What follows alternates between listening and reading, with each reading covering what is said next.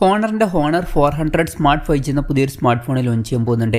അത്യാവശ്യം നല്ലൊരു battery capacity ഒക്കെ ആയിട്ട് വരുന്ന ഒരു സ്മാർട്ട് ഫോൺ ആയിരിക്കും ഇത്. എന്തായാലും ഈ ഒരു വീഡിയോയിൽ നമ്മൾ നോക്കാൻ പോകുന്നത് ഹോണർ 400 സ്മാർട്ട് 5G എന്നുള്ള സ്മാർട്ട് ഫോണിനെ പറ്റിയിട്ടാണ്.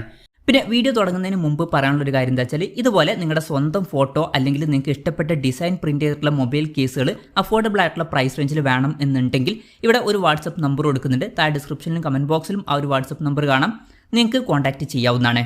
അപ്പം നമ്മൾ ആദ്യം ഫീച്ചേഴ്സും കാര്യങ്ങളൊക്കെ നോക്കുകയാണെന്നുണ്ടെങ്കിൽ ഡിസ്പ്ലേയുടെ കാര്യത്തിൽ ഹോണർ 400 സ്മാർട്ട് 5Gയിൽ 6.77 ഇഞ്ചിൻ്റെ HD+ ഡിസ്പ്ലേ ആയിരിക്കും വരിക.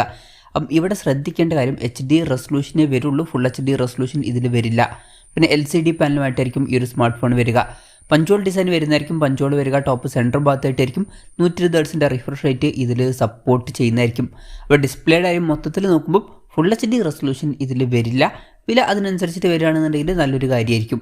പിന്നെ side mounted finger print sensor ഇതിൽ വരുന്നതായിരിക്കും. ഫോണിൻ്റെ വെയിറ്റ് വരിക ഏകദേശം 189 ഗ്രാം ആയിരിക്കും. തിക്നെസ് വരിക 8.39 mm ആയിരിക്കും.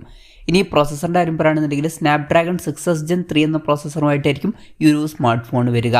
അപ്പം ഈ ഒരു പ്രോസസ്സർ എന്ന് പറയുന്നത് ബേസിക് ആയിട്ടുള്ള ഒരു 5G പ്രോസസ്സറാണ്. ഇപ്പം വില ഒരു 10,000 to 13,000 രൂപ പ്രൈസ് റേഞ്ചിലേക്കാണെന്നുണ്ടെങ്കിൽ തിരക്കേടില്ലാത്ത പ്രോസസ്സർ എന്ന് പറയാൻ പറ്റിയിട്ടുള്ള ഒരു പ്രോസസ്സറൊക്കെ തന്നെയാണ് ഇത്. പിന്നെ 5G സപ്പോർട്ട് ഇതിൽ വരുന്നതായിരിക്കും. ഈ ഒരു ഫോണിൽ 4GB RAM 128GB ഇൻറ്റേർണലും വന്നേക്കാം. ആൻഡ്രോയിഡ് 15 ബേസ് ആയിട്ടുള്ള സോഫ്റ്റ്വെയർ ആയിരിക്കും ഇതിൽ വരിക. ക്യാമറയുടെ കാര്യം പറയുകയാണെന്നുണ്ടെങ്കിൽ ഫോണിൻ്റെ പിന്നിൽ ഡ്യുവൽ ക്യാമറ സെറ്റപ്പ് വരുന്നതായിരിക്കും. 50 മെഗാപിക്സലിൻ്റെ 1.8 അപ്പേഴ്സിൽ വരുന്ന മെയിൻ ക്യാമറ സെൻസർ ഇതിൽ വരും. പിന്നെ 2 മെഗാപിക്സലിലെ ഒരു ഡെപ്ത് സെൻസർ വരുന്നതായിരിക്കും. അൾട്രാ വൈഡ് ആംഗിൾ ലെൻസ് ഒന്നും ഇതിൽ വരാൻ ചാൻസ് ഇല്ല. ഫ്രണ്ടിൽ 5 മെഗാപിക്സൽ സെൽഫി ക്യാമറയും വരുന്നതായിരിക്കും. അപ്പം ബേസിക് ആയിട്ടുള്ള ഒരു ക്യാമറ സെറ്റപ്പ് ആയിരിക്കും ഇതിൽ വരിക. ഇനി ബാറ്ററിയുടെ കാര്യം പറയുകയാണെന്നുണ്ടെങ്കിൽ 6500 mAh ബാറ്ററി ഇതിൽ വരുന്നതായിരിക്കും. അപ്പം നല്ലൊരു ബാറ്ററി കപ്പാസിറ്റി ഇതിൽ വരും. 35 വാട്ടിൻ്റെ ഫാസ്റ്റ് ചാർജ് സപ്പോർട്ടും വരുന്നതായിരിക്കും. തിരക്കില്ലാത്തൊരു ചാർജിങ് സ്പീഡാണ്. ടൈപ്പ് സി ചാർജിംഗ് പോർട്ടും ഇതിൽ വരുന്നതായിരിക്കും. അപ്പം നല്ലൊരു ബാറ്ററി സെറ്റപ്പ് ഇതിൽ വന്നേക്കാം. അപ്പം ഇതൊക്കെയാണ് മൊത്തത്തിൽ ഫീച്ചേഴ്സിനെ പറ്റി പറയാനുള്ള കാര്യങ്ങൾ. പിന്നെ ലോഞ്ച് ഡേറ്റിൻ്റെ കാര്യം പറയുകയാണെന്നുണ്ടെങ്കിൽ അതിനെ പറ്റിയിട്ടുള്ള കാര്യങ്ങളൊന്നും ഇപ്പം പറയാൻ കഴിഞ്ഞിട്ടില്ല. എന്നാലും ആദ്യം ഈ ഒരു സ്മാർട്ട് ഫോൺ യൂറോപ്യൻ മാർക്കറ്റിലായിരിക്കും ലോഞ്ച് ചെയ്യുക. പിന്നീട് മാത്രമായിരിക്കും മറ്റ് മാർക്കറ്റുകളിലോട്ട് ഈ ഒരു സ്മാർട്ട് ഫോൺ മിക്കവാറും എത്തുക. ഇന്ത്യയിൽ ലോഞ്ച് ചെയ്യുമെന്ന് വെച്ചാൽ ചിലപ്പം ലോഞ്ച് ചെയ്തേക്കാം, പക്ഷേ അതിനെ പറ്റിയിട്ടുള്ള കൂടുതൽ കാര്യങ്ങളൊന്നും ഇപ്പം പറയാൻ കഴിഞ്ഞിട്ടില്ല. അതിനെ പറ്റിയിട്ടുള്ള കൂടുതൽ ന്യൂസുകളൊക്കെ വരുമ്പം അതിനെ പറ്റിയിട്ടുള്ള വീഡിയോസൊക്കെ നമ്മൾ ചെയ്യുന്നതായിരിക്കും. അപ്പം അതുപോലുള്ള വീഡിയോസ് കാണാൻ താല്പര്യമുണ്ടെന്നുണ്ടെങ്കിൽ ഈ ചാനൽ സബ്സ്ക്രൈബ് ചെയ്യാവുന്നതാണ്. പിന്നെ വിലയുടെ കാര്യം പറയുകയാണെന്നുണ്ടെങ്കിൽ അതിനെ പറ്റിയിട്ടുള്ള കാര്യങ്ങളൊന്നും ഇപ്പം പറയാൻ കഴിഞ്ഞിട്ടില്ല.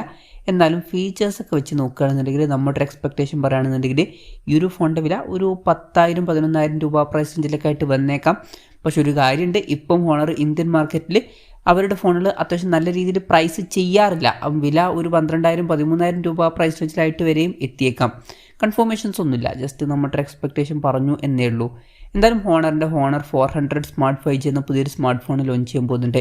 ഈ ഒരു ഫോണിനെ പറ്റിയിട്ടുള്ള നിങ്ങളുടെ അഭിപ്രായം ജസ്റ്റ് ഒന്ന് കമൻറ്റ് ചെയ്യുക. അതുപോലെ തന്നെ ഈ ഒരു സ്മാർട്ട് ഫോൺ ഇന്ത്യൻ മാർക്കറ്റിൽ നിങ്ങൾ ഏത് പ്രൈസിങ്ങിലാണ് എക്സ്പെക്റ്റ് ചെയ്യുന്നത് എന്നുള്ള കാര്യം കൂടി ജസ്റ്റ് ഒന്ന് കമൻറ്റ് ചെയ്യുക.